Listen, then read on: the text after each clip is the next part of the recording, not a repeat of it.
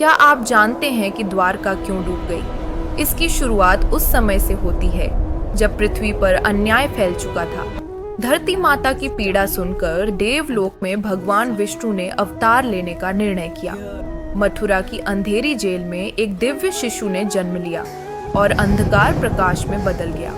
भयंकर वर्षा के बीच वासुदेव बालकृष्ण को लेकर आगे बढ़े और शेषनाग ने उनकी रक्षा की। गोकुल पहुंचते ही सब शांत हो गया और यशोदा की गोद में कृष्ण सुरक्षित सो गए। समय बीता और वही शिशु 3 से 4 वर्ष का दिव्य बालक बन गया। मथुरा में कंस का भय था, लेकिन बालकृष्ण सब कुछ शांत भाव से देख रहे थे। अधर्म का अंत हुआ बिना हिंसा, केवल दिव्य न्याय के प्रकाश से। जरासंध की सेनाएं मथुरा की ओर बढ़ीं और युद्ध का साया गहराने लगा। कृष्ण गहरे विचार में डूबे, क्योंकि प्रजा की रक्षा सबसे बड़ा धर्म थी। उन्होंने यदुवंश को मार्ग दिखाया और मथुरा छोड़ने का निर्णय लिया। लंबा कारवां समुद्र की ओर बढ़ा, भविष्य की ओर अग्रसर। समुद्र तट पर कृष्ण ने वरुण देव से भूमि की विनम्र प्रार्थना की। समुद्र पीछे हटा और धरती प्रकट हुई। यह धर्म की विजय थी। समुद्र से उठी स्वर्ण नगरी द्वारका, एक दिव्य स्वप्न की तरह। द्वारका वैभव, शांति और धर्म से भर उठी। कृष्ण राजा होकर भी सेवक बने और प्रजा को परिवार माना। समय के साथ यदुवंश शक्तिशाली और समृद्ध हो गया, लेकिन शक्ति के साथ कुछ हृदयों में अहंकार भी जन्म लेने लगा। एक दिन ऋषि द्वारका आए, शांति और आशीर्वाद लेकर। कुछ युवाओं ने उनका उपहास किया और यही विनाश का बीज बना। ऋषियों का शाप गूंजा, यदुवंश अपने ही हाथों नष्ट होगा। कृष्ण ने सब शांत भाव से स्वीकार किया, क्योंकि यही काल का नियम था। महाभारत समाप्त हुआ।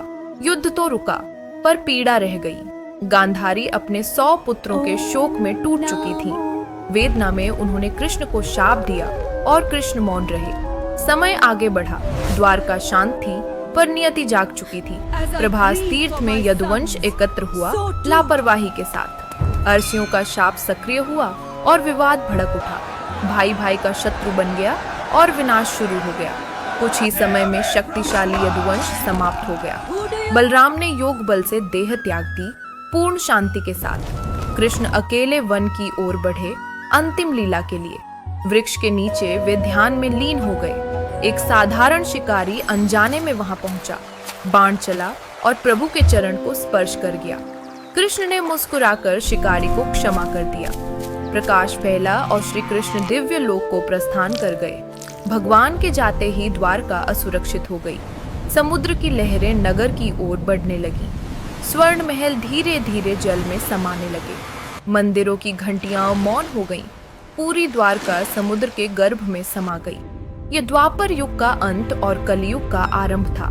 द्वारका ने सिखाया कि संसार का वैभव क्षणिक है, लेकिन श्री कृष्ण की लीला अमर है। उनकी कृपा आज भी संसार पर बनी हुई है। अंधकार में भी आशा कभी समाप्त नहीं होती। जब जब धर्म संकट में होगा, कृष्ण अवश्य आएंगे। जय श्री कृष्ण। वीडियो पसंद आए तो लाइक करें, शेयर करें और सब्सक्राइब करें।